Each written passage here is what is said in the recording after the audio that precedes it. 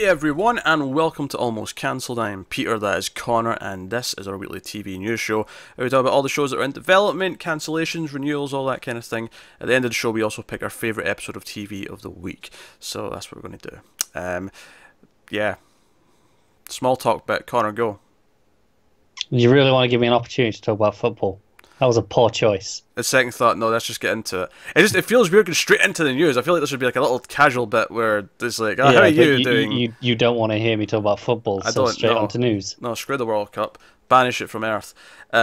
So, like Germany did. We should cancel it. Just like Ghosted was cancelled by Fox this week. Is that the comedy? That was a comedy with guy from The Office. Oh yeah, Craig. Yeah, you're thinking of the Pontiac Bandit. Yes, Craig Robertson, and Adam Ben from Parson. I can't remember his name. Ben Adam Scott. There you go. Jesus Christ. That is right, isn't it? I think so. Yeah, that sounds right. Sounds vaguely familiar. Clearly, we're starting off on a strong footing this week where we're forgetting everyone's name. But yeah, so Ghosted was cancelled at Fox. It's been a long day, folks. Yeah, it's weird that this took longer and it just didn't happen with the rest of the comedies when they cancelled everything else. But here we are. It's been cancelled. Yeah, that's weird. But what are you gonna do? Yeah, Fox definitely shifting away their programming to other things. Oh, absolutely. They finally announced this week that they're getting SmackDown next year on Fridays. That's a wrestling thing, right? Yes, it's a wrestling show. They paid through the nose for it. It's going to be there for 5 years at least, with 2 hours of solid year-round advertising for them to bask in. Where was it before? USA Network. Right. Who still have Raw, which is the other main show. Oh, so now it's split. Now it's split, which is actually I mean, I've not been watching, but they have the roster split between the two shows, right? So you know, some characters are only on one, some are only on the other, and they're supposed to be competing brands, but they're all one company, so it kind of always feels kind of lukewarm. Actually being on different networks with different branding and like might actually now they'll advertise it differently because hey, watch ours instead of that one. Yeah, so they'll still have the same pay-per-view events on the network, but they're not going to be on at the same time slot though, are they? Oh no, one's Monday, one's Friday. Alright, okay. They would never do that. They're still the same company making money from both, so yeah. They're never going to do that. You're thinking of the Monday Night Wars from the 90s. I really wasn't.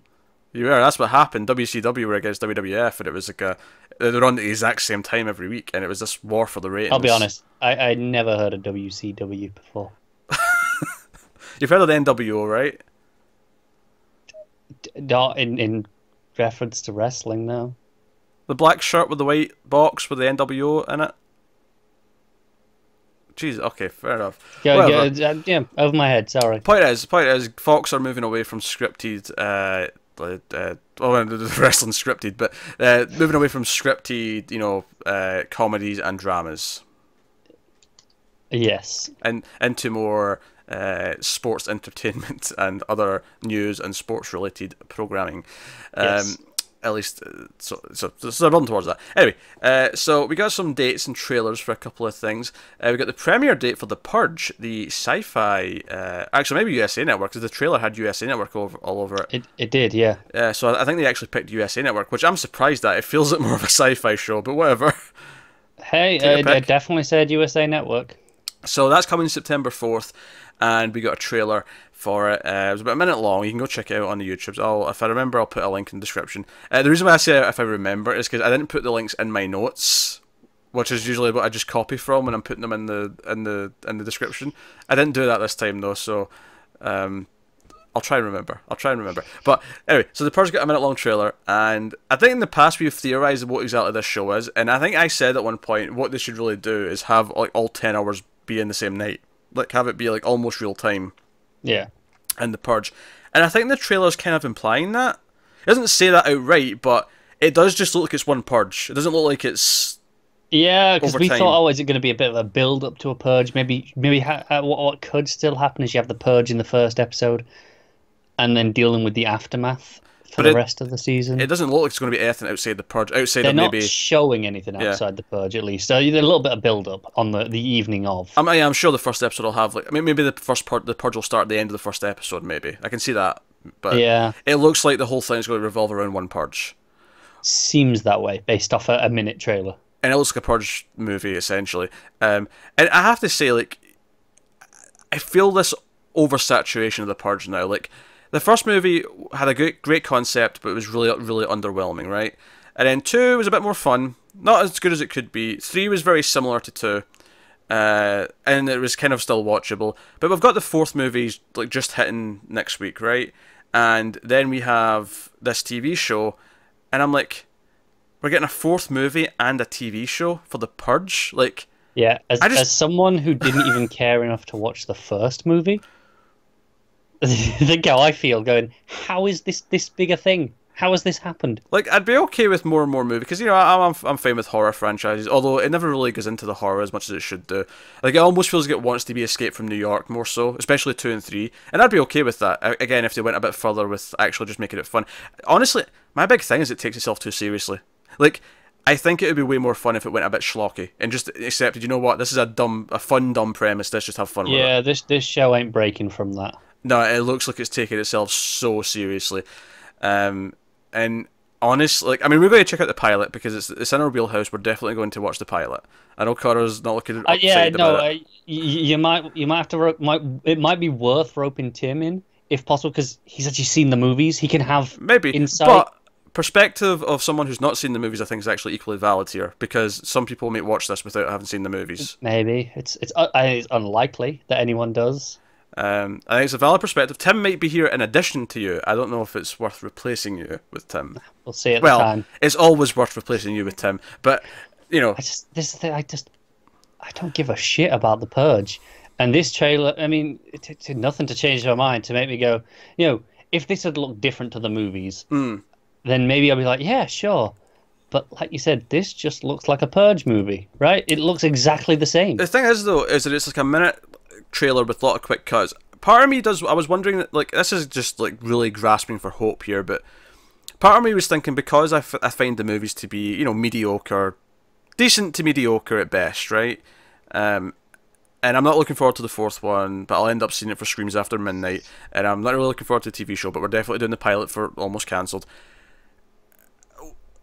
I was thinking, you know what, that's maybe one of these weird cases where the TV show ends up being the best thing in the franchise. Like, it's possible. It's possible that actually spending the 10 hours on it, it may have its own spin, even though it doesn't look like it yet from the trailer. But it's just a minute showing you the quick actiony bits. Yeah. Who knows? This may have the best characters. This might actually make me care about what's going on. It might do the best job out of any of it. And it may be one of those cases where, oh yeah, the movies are okay, but the show is actually the best part. The show is what makes the whole thing worth it. Could be. Like the hit television show Buffy the Vampire Slayer. Nailed it. But the difference is that had one failed movie. This has had 3 not failed, though. Successful. Yeah, that's successful financially. That's not. Yeah, 4 is probably going to be successful. Let's be honest. Yeah, I'm kind of sick of them though. Like, every time I see the trailer for the first Purge, I'm like, 3 was enough. I don't need any more. 1 was enough. Well, no, because 2 and 3 were better than 1. So, but like, I'm seeing the 4th trailer. I'm just kind of like. I just think as a concept, which I mean, once is enough for this concept.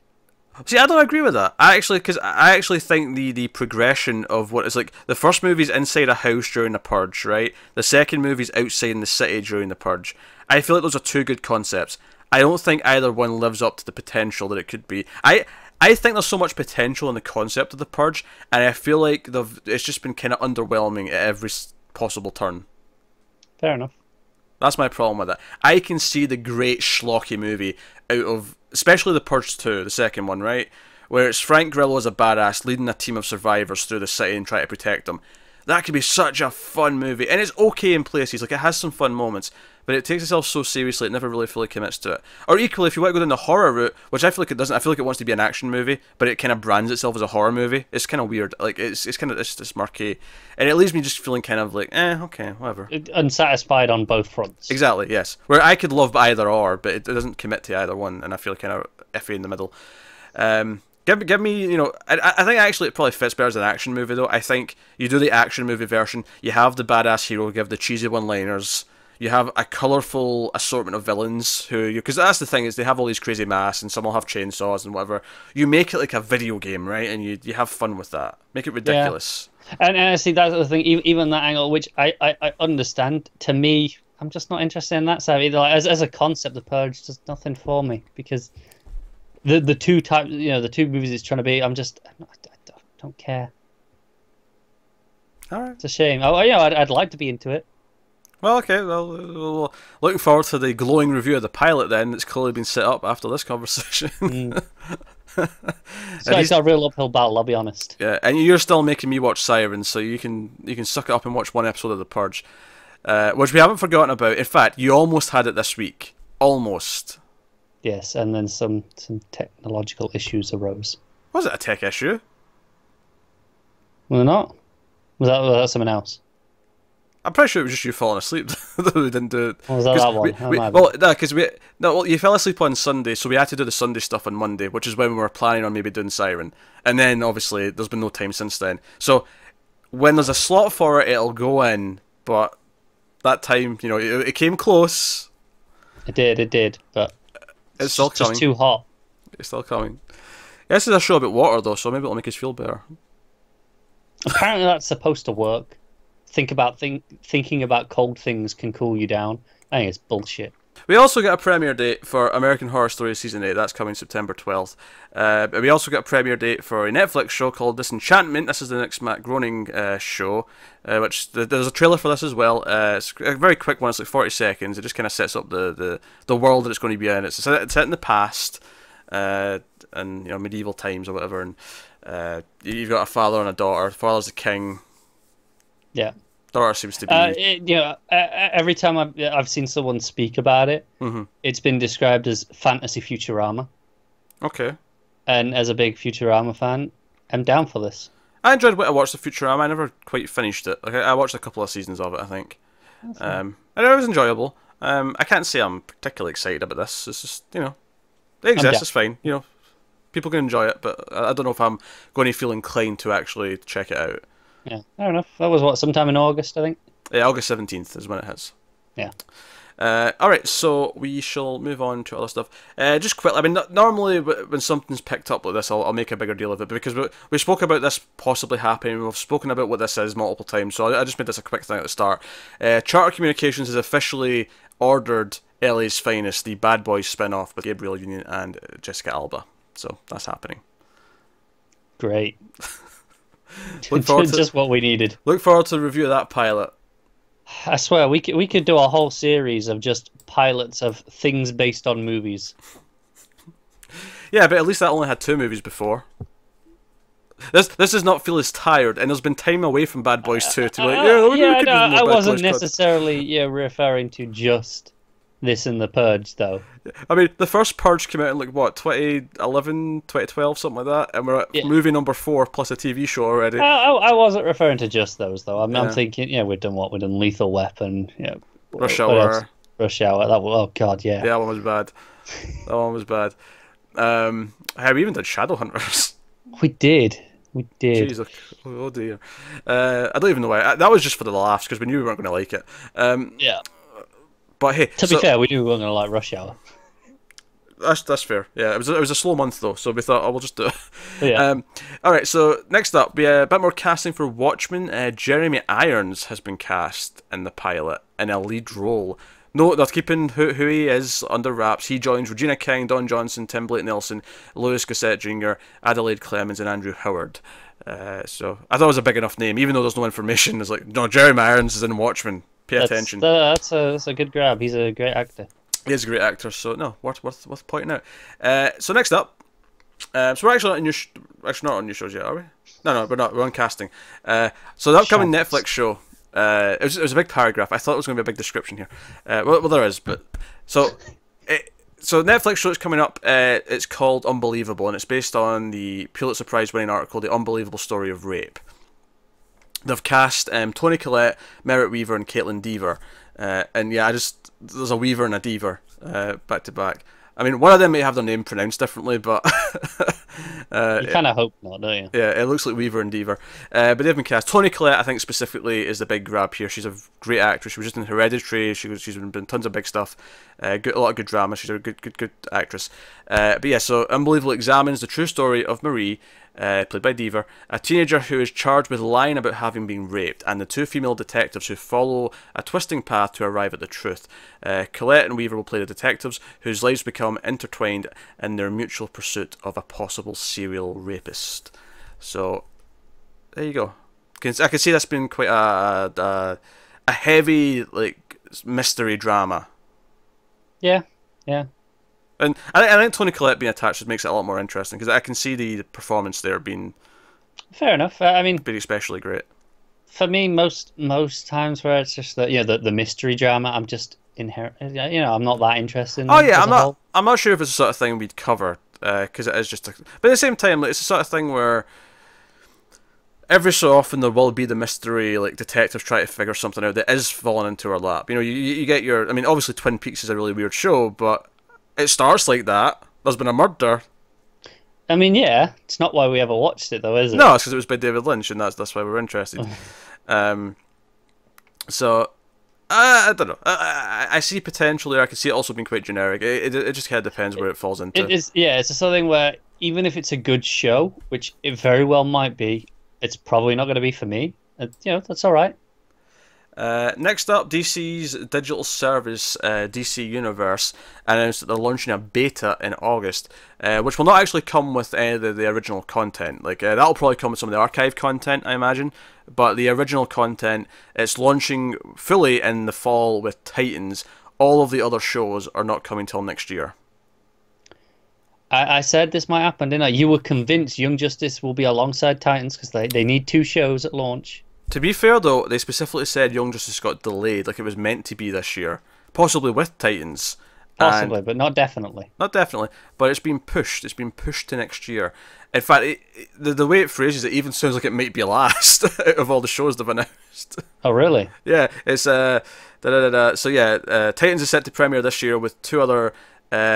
live-action series, Doom Patrol and Swamp Thing, slated to debut in 2019. Also scheduled to premiere next year on the service are new series Harley Quinn and the 3rd season of Young Justice. Now, it might just be the way they phrased it, but it almost sounds like that's coming later than some of the other shows. No, I think that's phrasing. Yeah. I think it's more just, here's all the new stuff, right? And this too. Because this is the one we know. Okay, no, I can see that. I can see that. They also specified it will launch as well with a bunch of past library titles, including all 4 Superman movies with Christopher Reeve, Batman the Animated Series, which the image implied that it was going to be in HD, so this might be the remaster. Yeah, no, I had a look at the website that they launched. They had that, and the 70s Wonder Woman show will be in HD for the first time as well. Which is interesting. I mean, I think exclusively that one. Sorry? The Wonder Woman will be exclusively HD on that. Yeah, I think them remastering their old shows for this service is actually a really good idea. Yeah. It adds some value even for the old stuff beyond just accessing the Batman, they're getting a Blu-ray anyway, right? Yeah, they announced that like 2 years ago that they're doing a Blu-ray of Batman Animated Series. So this will be that chance. So, I think the Wonder Woman one's the biggest surprise in it being HD. Yeah, and they mentioned... the animated feature films. Now, it only mentions 3. I don't know if this is just examples or if it's literally just these 3. In the same way that they mentioned the Superman movies, but didn't mention the Batman movies. Or again, on the website they did mention there'll be more. I think they did mention the Burton Batman movies. It's not in this article, but I'll take your word for it. But no, so they just mentioned Justice League, Flashpoint Paradox, Green Lantern First Flight, and Wonder Woman as the animated movies. I find it extremely weird not to just have all of those animated movies right away. That is extremely bizarre to me. I don't understand that choice at all. Yeah, I think this is just not going to be the representative of the full list, because I'm on the official website for it now, and for animated movies it just mentions such as Flashpoint and Dark Knight Returns. Okay, alright, that sounds better. And the other aspect of this, of course, is the comics aspect, which they confirmed there will be comics, but there will be a rotating, curated selection. So any assumption that it was going to be exactly like Marvel Unlimited is kind of falling through, and anyone thinking it might be day and date with new books is definitely not happening. This is a rotating selection, which honestly is probably the worst possible version of a comics inclusion. But again, this is a beta, subject to change. Subject to change. I think they're probably committed to that rotating library, though. It kind of sounds like it to me. Maybe for now. I think that's probably one of the most flexible elements, though, because all right, we got animated movies, we've got live action movies. Those are kind of set in stone. Yeah, but here's the thing. So the other big part of this is that there's going to be an exclusive store with exclusive merchandise and offers and things like that. And all I can think about it is like, oh well, I think they still clearly want to sell their old trades and stuff. Shit, they still want to sell hardcovers and they still want to sell all this stuff. So I think that's maybe part of the reason why it is a rotating library. Like it's going to be X number of comic books at a time, and then they'll swap in and out. Maybe they'll change it later if people don't like it very much, but. It's interesting that it says rotating there, because obviously it doesn't actually mention that on their website. Multiple articles said rotating. No, I believe it. It's just interesting that it doesn't mention it on here. I hear it just as a curated list of modern and classical digital comics from Action Comics 1 to Rebirth. I mean, honestly, if they want people to sign up for this, I think go all in. Like, with the comics, if you want to say, okay, like everything, even if it's longer than 6 months, like Marvel Unlimited, it's like, oh, okay, everything. Once it's 2 years old, it's on there, right? So everyone buying them doesn't feel ripped off, but you've got this big catalogue, this big pack catalogue of stuff, and same with the movies and TV shows. I get that the CW stuff is probably under some weird contracts right now, and they can't just shove it on there until X number of years pass. That's fine, we get that, it's cool. But hey, so beta's in August, launching in fall, and we'll see how it goes. Anyway. So, moving on, HBO is given a pilot order to a half-hour comedy that comes from Danny McBride. This is called The Righteous Gemstones. It is the story of the world-famous gemstone televangelist family. That's an evangelist, but on television. just in case you were... It's a thing. I never heard that combination of the words before. Televangelist, I think. Televangelist, there you go. Which has a long tradition of deviance, greed, and charitable work, all in the name of the Lord Jesus Christ. John Goodman is going to start as Eli Gemstone, the patriarch of the Gemstone family. The character is described as an unbending and a force of the ministry game. He's known the world over for his aggressive salvation techniques, his worldwide ministries, and his award-winning weekly television program. His light is fading, but he takes no guff. He is obeyed, unquestioned. In addition to writing, directing, and executive producing, McBride will also star as Jesse Gemstone, the eldest son and heir to the throne. He walks in his father's shadow while simultaneously blazing his own path. Like Eli, Jesse demands loyalty from those in his circle and surrounds himself by those that will follow him. Jesse fancies himself a maverick in the ministry game, taking what Eli has built and expanding it for a more modern audience.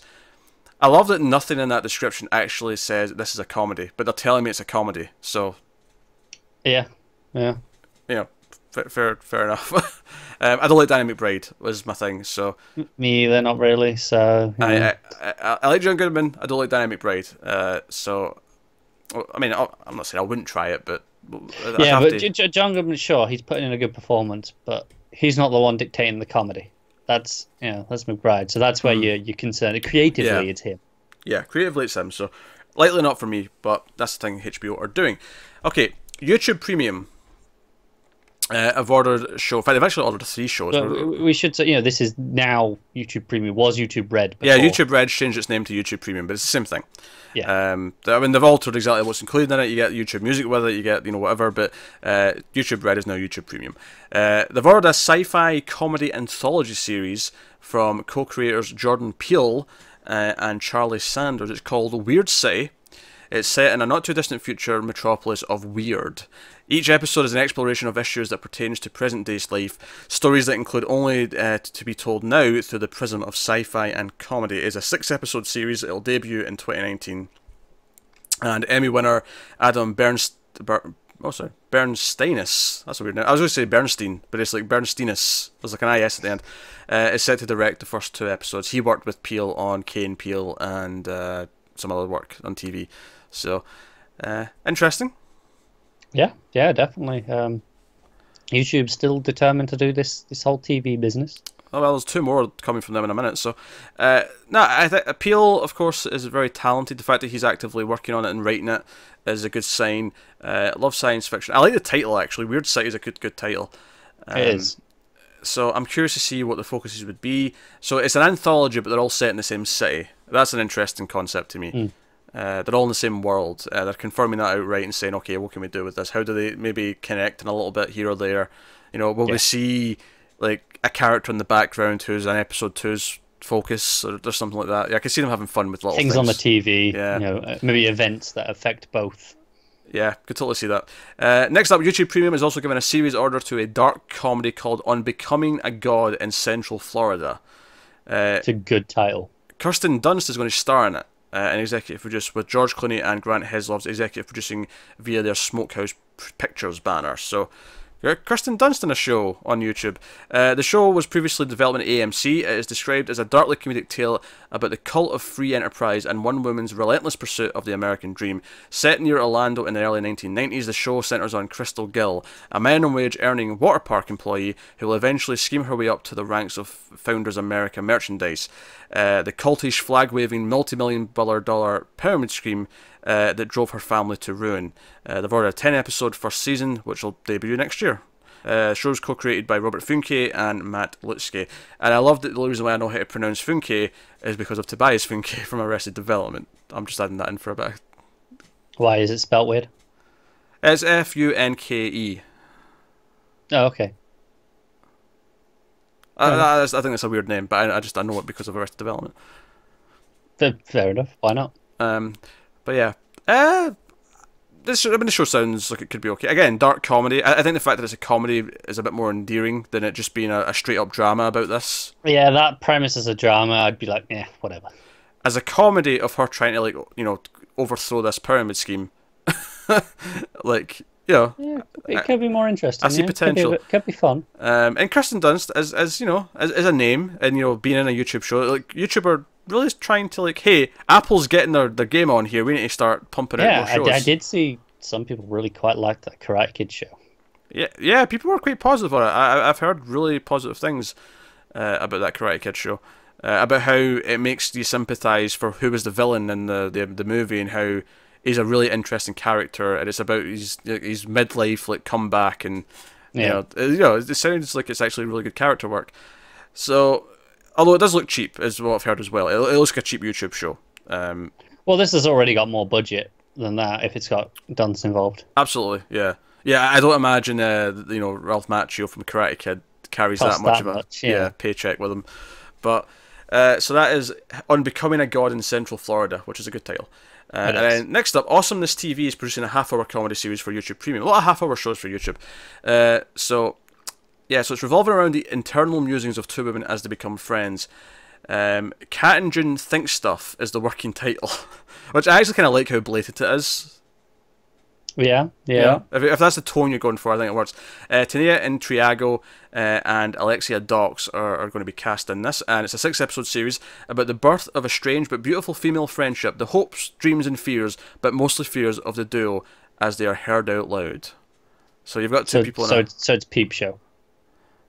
Is that what Peep Show is? Peep Show is basically you're always inside their head. It's always first person, which is an extra gimmick this probably won't have, but you always hear their thoughts. So they'll say something and then think the reality. Okay, all right. So this sounds like that to me. Yeah, this will probably be better. I doubt it. Peep Show is one of the greatest TV shows of all time. Yeah. But yeah, so it's created by Mackenzie Yeager, who worked on Girl Meets World and All Night. And yeah, so there you go. That's Kat and June Think Stuff, although the title may change because they specifically mentioned it's a working title. Yeah, Peep Show's a better title. You gotta give it that.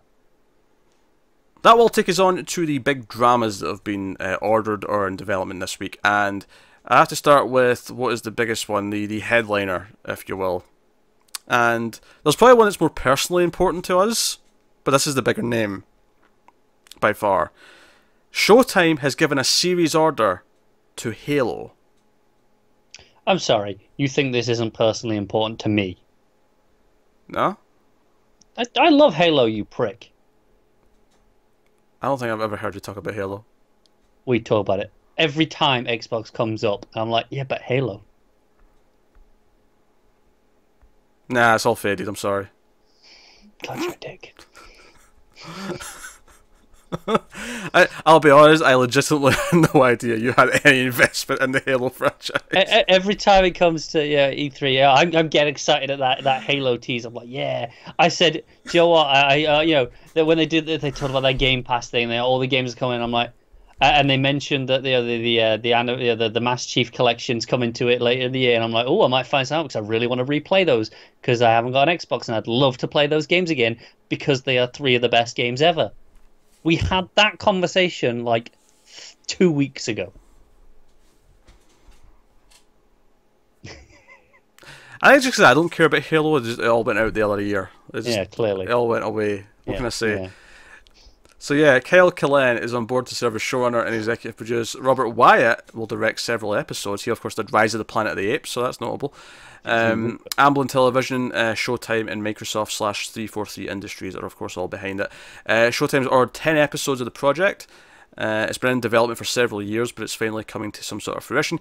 Showtime's spin on Microsoft's popular game will revolve around an epic 26th century conflict between humanity and an alien threat known as the Covenant. The series promises to present a richly imagined vision of the future mixed with a deeply drawn personal story. So, I'm not particularly into Halo as a game, but as a concept is up your street, isn't it? As a TV show, it seems fine. Because I remember when I first saw like stuff from the game, I thought, oh, they're ripping off a lot of James Cameron stuff here. You know, the ships and stuff look very Aliens. Some of them do, yeah. Yeah, there's a lot of inspired stuff from Aliens, I think, in there.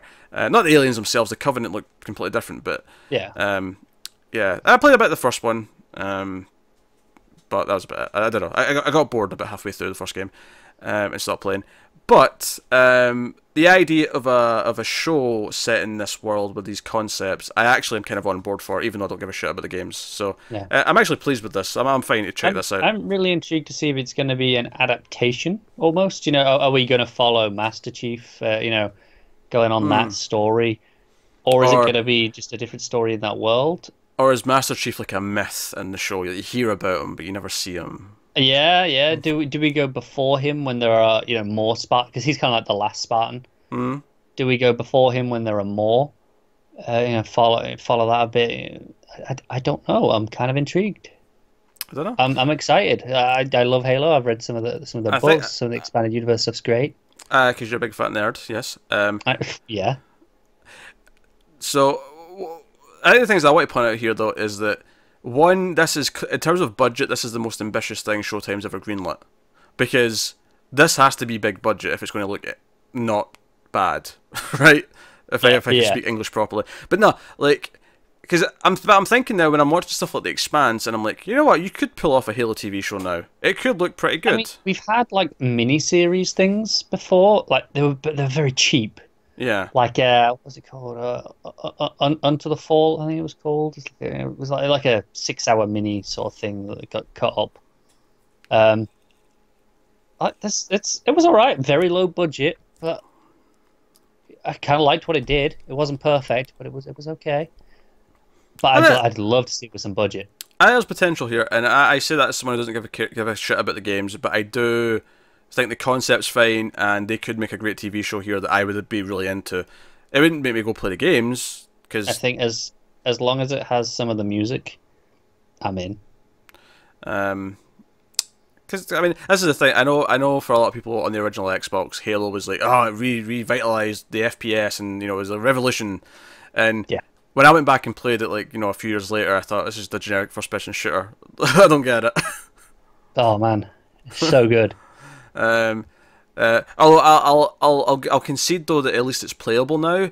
I tried playing GoldenEye in the N64 like 5 years ago, and it's an uncontrollable mess. I don't get it.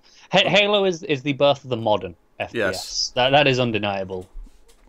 Yes, and I've insulted people who like GoldenEye there, but it's an unplayable mess. I love that game. Don't get me wrong, it is a mess, but I love it. But it's the same way some people will tell you that Resident Evil games are a mess because they can't control tank controls. They're just wrong though. There are many people who think that about you with GoldenEye. That you just need to learn it. You just need to do it. No, it's a mess. Resident Evil Remake is a perfect video game. I will hear nothing of the sort against it. So anyway, so Halo's happening on Showtime. So that's the thing. Next up, we have Gideon Falls, which has been picked up. Hivemind has acquired the rights to it after a multi-studio bidding war. Yeah. So this was people were really gunning for this. It's an Image Comics series, of course, by Jeff Lemire and Andrea Sorrentino. And yeah, so they're going to develop this as a TV show. Hive Mind, you were going, oh, that sounds like new. I haven't heard of that, because it is new. It is a new entity from long-time producing partners Sean Daniel and Jason Brown, Bad Robot veteran Kathy Ling, and former Valiant Entertainment CEO and Chief Creative Officer Dinesh Samdasani. So this is like a new outfit that's only been put in place this year, but it is worth mentioning. I think it says here that they actually produce a bunch of stuff that are interesting to us. Yeah, they're one of the producers on The Expanse, and they're actually producing the Witcher TV show that Netflix are doing. Okay. Yeah, which did start casting recently. I didn't put that in the news because it was just like a tweet saying, "Oh, we're casting now," but it's casting. Yeah, that's all. But hey, so yeah, so they're developing this. It is a hour-long horror drama, they're calling it, and it's one of Image's big breakout hits of this year. Started coming out in March. The comic series will be developed for television in partnership with Lemire and Sorrentino, described as an atmospheric thriller colliding a rural mystery and urban horror. The series will enjoy an ensemble cast made up of a washed-up Catholic priest, an uncompromising female sheriff, and a young recluse obsessed with unraveling a conspiracy buried in the city's trash. All total strangers who are drawn into the same intrigue connected to a local legend. What's funny is that the first 3 issues of this were on sale, or they're on sale right now on Comixology, and I couldn't sleep last night, so I bought the first 3 issues and sat and read it after hearing this news. I thought, I'm going to start, because I know you'd read it. I was like, I need to read this. We both need to be on equal footing. Yeah, because I've been reading this since March, like as it came out. And I always planned on reading it. I like Jeff Lemire and Sorrentino. Sorrentino's fantastic. Yeah. So I sat and read, when I couldn't sleep last night, the first 3 issues. It's very good. So I'm intrigued by how they do this. It's funny, because I know it's going to be a TV show, I was already saying, oh, this is the end of the first episode. I can see it. Either that or this. I will say, though, unlike some comics, Kirkman, Miller, it doesn't look like it was written with the TV in mind. Mm-hmm. Like some of them, you read it and go, okay, yeah, you're writing this for the TV episode. You're writing this for the movie. Whereas this is it happens to line up nicely. But I don't think it was written with that intention. I have never felt that when I've read a comic, but I've not actually read the examples you were just joking about, so I can't really comment. Those are the 2 most guilty of it. Because I've read Walking Dead, but I don't believe he was playing a TV show when he started Walking Dead. I'm thinking, I don't think it applies to Invincible either, but like Outcast. Yeah, I mean that got picked up for TV before the first issue even came out. And you could tell when you read it. Okay, all right. Miller, everything he does is just, this is going to be a movie or a TV show. Probably, maybe more TV show now. Netflix, own his IP. But yeah. So yeah, I mean, the comic's got like a sort of dark, eerie kind of vibe to it. It's got kind of a weird mystery going on. When you recommended it, you said it was kind of Twin Peaksy, and I can kind of see what you're saying by that with the sort of the otherworldly like mystery that's happening. The kind of the tone of it, more Twin Peaks: The Return in the tone. Yeah, it's not as quirky as Twin Peaks would be, though. There's definitely not a quirk to it. There's no quirk to it, but it feels very similar to The Return. Yeah, it's got more of a dark, omnipresence kind of feel to it. And the teases I've seen so far of the villain are proper horror stuff. So. I'd be intrigued to how this ends up looking. I hope it's visually stylish. I hope it doesn't look like a cheap TV show. I hope this translates well, because that's the thing. Sorrentino has such a distinctive art style, especially for the horror, that it'll be interesting to see how it translates to live action. I think it needs someone with a strong directorial style. It doesn't have to even match the comic. I think it just needs to have a strong vision style. It can it can be completely different from the comic, but if it ends up just feeling like a generic TV show where it's just all the same basic shots and it cuts to the barn, but like it's just a shot of the barn. Every time I see that barn, I need to feel dread. Yes, and that's the feeling that you felt in Twin Peaks when you saw certain things in that last season, and I think that's what you want to emulate there. Yeah. But we'll see how it goes. But no, the comic's good. So like I say, the first 3 issues are on sale on Comixology right now if you do read comics, and you can check it out. But it's in development as a TV show. It is worth mentioning that Hive Mind have a first look deal with Amazon, so it's entirely likely that this may end up at Amazon, because they'll get the first dibs at it. I'm okay with that. I'm okay with that too. That's a fine home It's a fine home. So they'll have Expanse, possibly Gideon Falls on Amazon, and Witcher on Netflix. So Hivemind are one to watch. They seem like a fine production studio there. But hey, so next up, Brian, I don't even know how to say this word. Brian Code. Or maybe it's Burn Code, because it's, because I like John Byrne, spelt with the R before the Y, but you still say Burn. Yeah. But anyway, it's Burn Code Productions secured the TV drama rights to Ian Samson's The County Guide to Murder. It's screenwriter and playwright Steve Thompson, whose credits include Sherlock, Jericho, Deep State, and Doctor Who, is going to adapt the books into a multi-part TV series. The County Guides are currently made up of 4 books, on place for a projected 44 novels. Jeez, imagine this was George R.R. Martin. Why? Getting to 44. I mean, Stephen King, like, I'd buy do this. Stephen King would do this in like 3 years. But hey, so well, it makes sense why there'd be 44. I think. I actually don't know this off the top of my head. I'm assuming there's 44 counties in the UK. Sounds plausible. It sounds plausible. I actually don't know off the top of my head. Leading the action is the idiosyncratic Swanton Morley. What a name. Swanton Morley. A.k.a. the People's Professor, who is compiling a series of guides of the counties of England. Or maybe just England specifically, is the number of counties. But mysterious murders keep getting in the way of his academic endeavours. The storylines weave together old-fashioned murder with a secret history of 1930s Britain and a cast of quirky original characters. It's interesting. Apparently there's 48. But in 1930... Oh, in 1930. Oh, yeah, okay. It sounds four less in the 30s sounds plausible. Yeah, it does. It does. Definitely. Yeah. That does sound plausible. But hey, I kind of like the sound of this. The quirkiness, the idea that we're going around counties, and we've got this one professor character. I think having a sense of humour, but like, there's a murder mystery going on as well. It's a weird mix of things, but I feel like it's lining up to something. Yeah, definitely. It's intriguing. It's got a vision. I can tell. Yeah. It definitely feels like some sort of passion project. It feels like there's, like you said, I think intriguing is the best word. I'm intrigued as to what this eventually is going to feel like, what the tone's going to be like. But it's curious. So, anyway, we'll move on. Netflix has ordered a series adaptation of Salman Rushdie's acclaimed novel, Midnight Children. The book follows the life of Salim Sinai, born in the stroke of midnight on August 15th, 1947, the time of India's independence.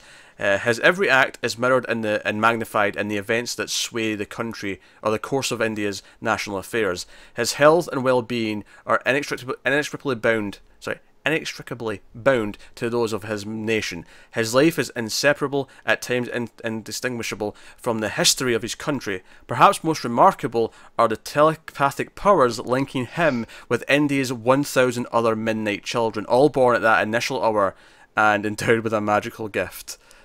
By the way, I was not expecting the telepathy. Yeah, can I just say, throwing like 3 giant words all beginning with the same prefix at the same sentence at me is cruel. Right, I think I did okay. You struggle at the best of times. I did okay there, but that was cruel, writer of description. But hey, so yeah, I'll tell you what I like about this. I like this weird premise that everyone born in that hour, like I like that as the premise of this. I'm not so sure what the actual story is because I presume he's an adult now, maybe in his 30s or something like that. Like, I mean, it would have told you what year it started. You just read it August. Yeah, I don't know what age he is though. Well, I'm assuming modern day, right? Or we're assuming modern day. I don't know if we are. Well, I mean, usually, unless I'm told otherwise, I think it's a reasonable assumption. Well, that's the thing. Because they told me it started in 1947, I assumed, okay, this will be a period piece in like the 60s or something like that then. Okay, fair enough. I mean, maybe you're right. Maybe it is present day. Maybe he's going to be an old man. You may be right. Yeah. Maybe that'll be the premise. I don't know. But I don't know what the story actually is, and and whether it's present day, whether it's the 70s or whatever. What is the story with all these people who have this telepathic ability? What is going on? It doesn't really tell us, does it? It's like, okay, it's reflected in the history of India, but what do they do? Yes. What's going to be What's the story? point Yeah. of the show? I'm not sure. As an intriguing premise, though, for the backstory, I just don't know what the actual ongoing story is going to be about.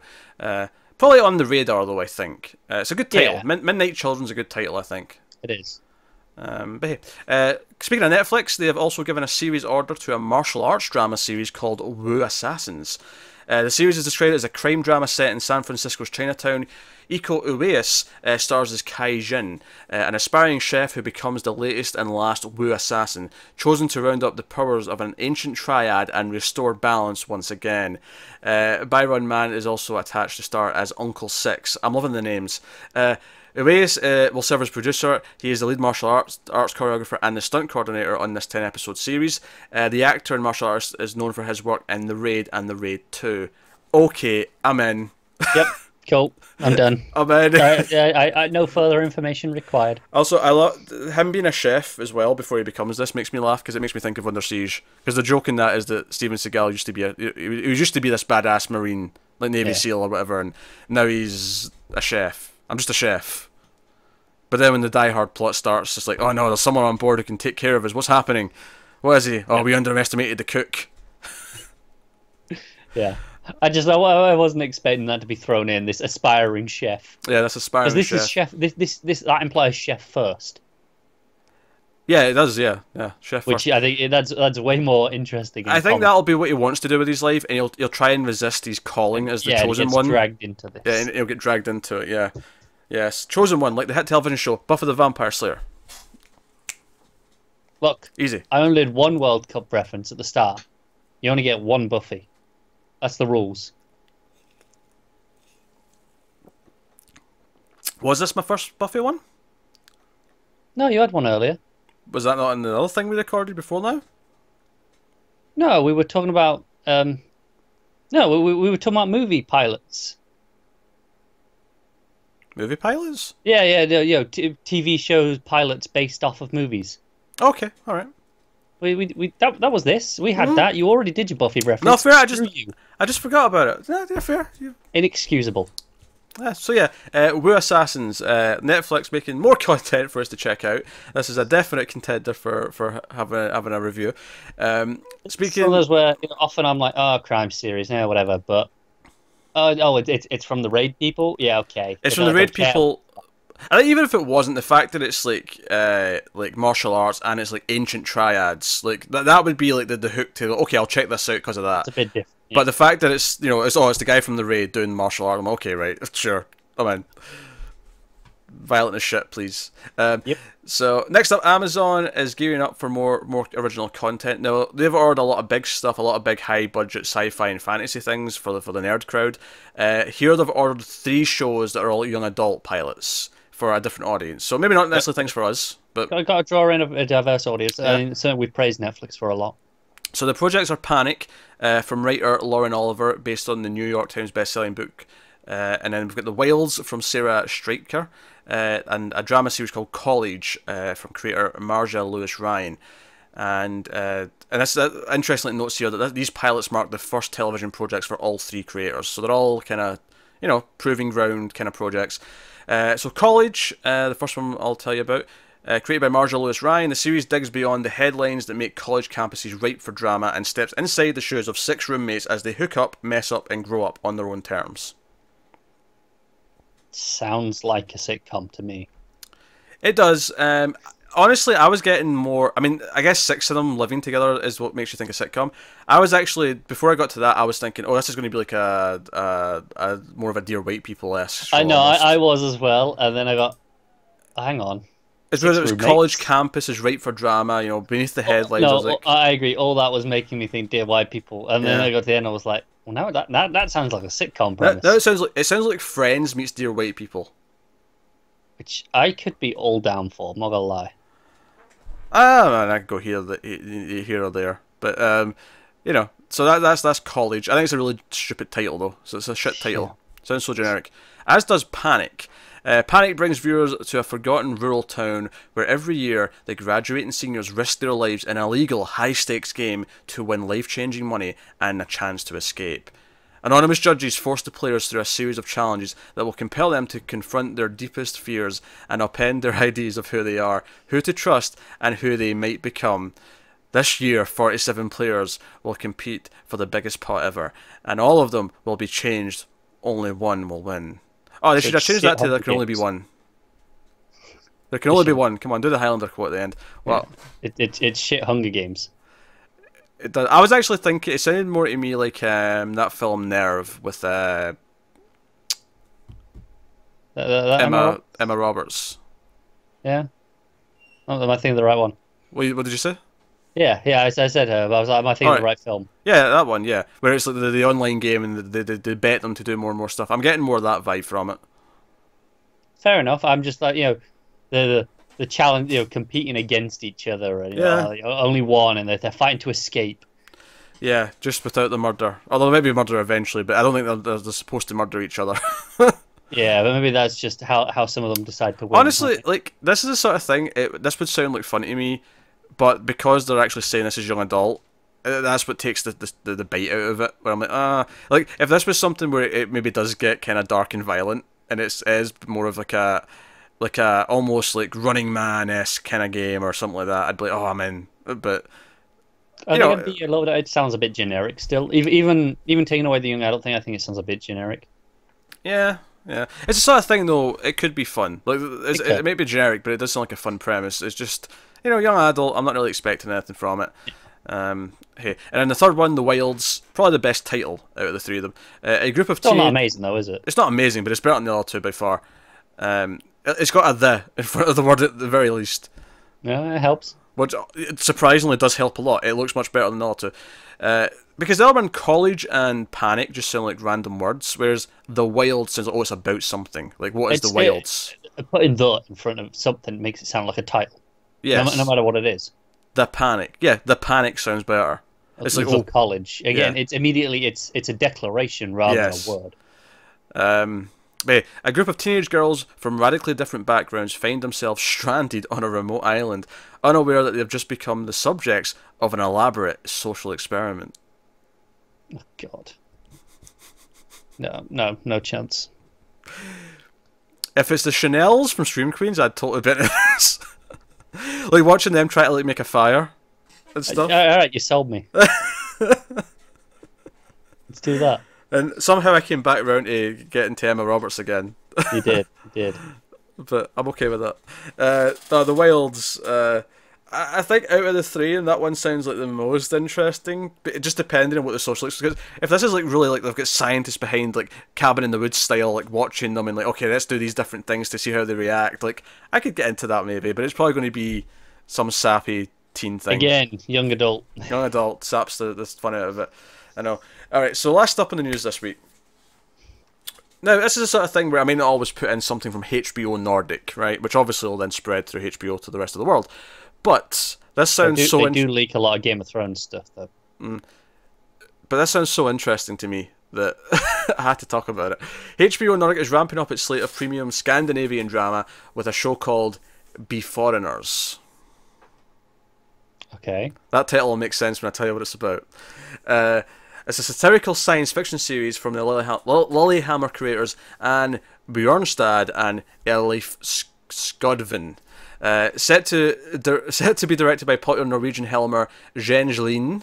Beforeigners will be headlined by high-profile Nordic stars Nikolai Kleve-Broch and Krista Kosonen. I just want to say a lot of those names, I'll be honest. I love your attempt at Scandinavian names. You're it's like, fun. I think I'm getting it. I did a couple of them okay. I think Bjornstad. You got more confident as you went on. Yeah. Beforeigners marks HBO's second Scandinavian original production following Lucas Moodysson's comedy series Ghosta, which recently wrapped up shooting in Sweden.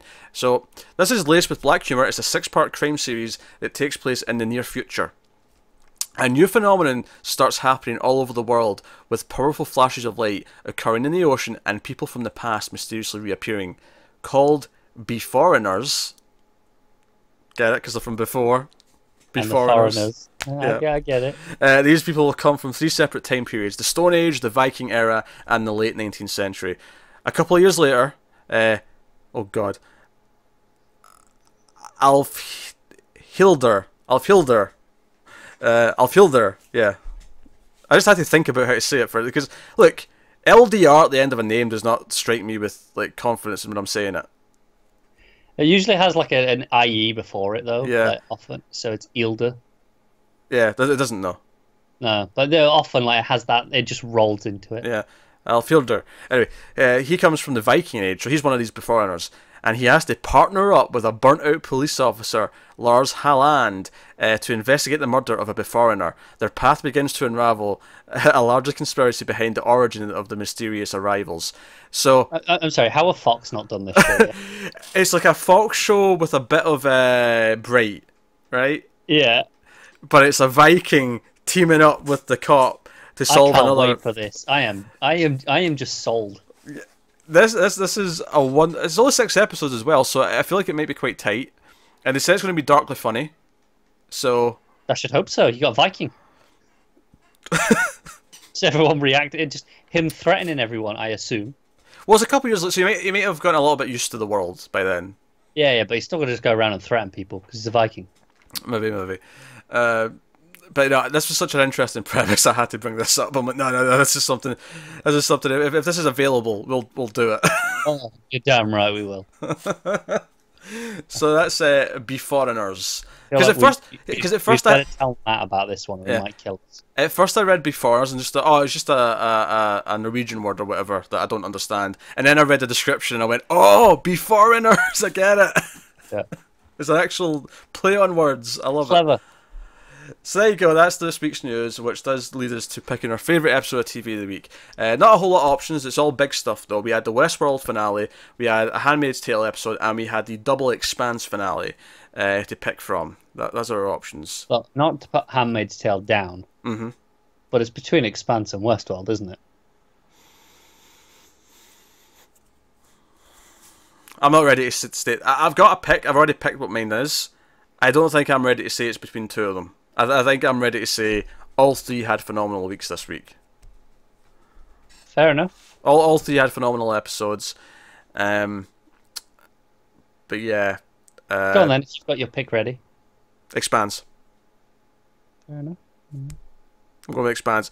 Westworld had a great finale. Not everyone loved it though, but I think Expanse, there's not even a kink in the armour. There's not even anything I can follow. There's nothing about that 2-parter finale that I can sort of stop and go, oh, maybe this could have been better or whatever. It was a perfect culmination. So as much as Westworld might beat Expanse on some weeks, although it didn't actually a lot of this week, there was a nice 3-week streak for me with Expanse not that long ago. But yeah, I think Expanse finale takes the cake over Westworld. That's fair. I think it's definitely between those 2 because Handmaid's Tale very good still, but I think the others went above and beyond. Whereas the Handmaid's Tale did the quality I expect from it. Yeah, I think because the Westworld had a good bit of emotion in it as well, more than it's had in the past. Yeah. But I think, and not just because it has this sort of jumping around narrative structure, but I do feel that the finale of The Expanse was just a bit neater and more well-rounded.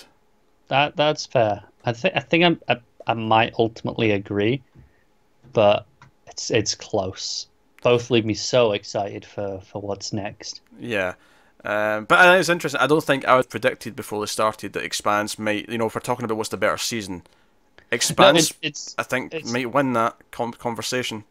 No, I think I might agree because it's funny because when Expanse started up, it started a few weeks before Westworld and Handmaid's Tale, and I remember saying, I'm really glad it's getting a couple of almost easy victories at the start because I feel like it's going to get overlooked once the other shows come in because that was the expectation, and I don't think it did. I think it put up a reasonable. I feel like I out of its 13 episodes, I think it must have picked it at least 6 or 8 times maybe. Yeah, it got a lot of picks.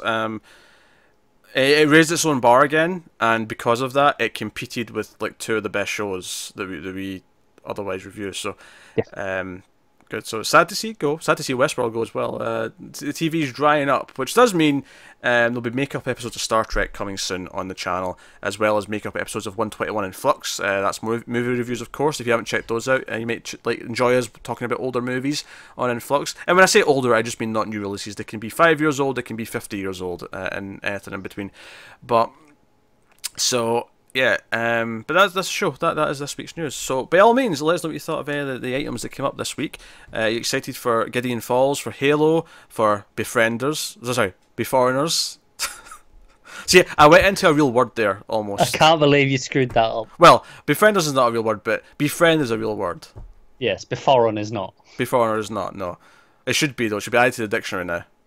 I'd be okay with that. Someone who comes from the past is a Beforeigner, and someone who comes from the future is a foreigner. Yeah. Well, the problem is that just sounds like a foreigner, like a foreigner. I think that's why you have to go aft foreigner and put in the aft first. Yeah, but it doesn't roll off the tongue as well, does it?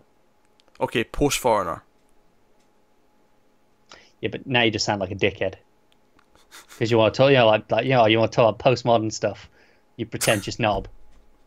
In context, it's fine, because we're speaking about people in the future. I mean, sure, but you still sound like a dick. I mean, you do that anyway, so it's fine. Carry on.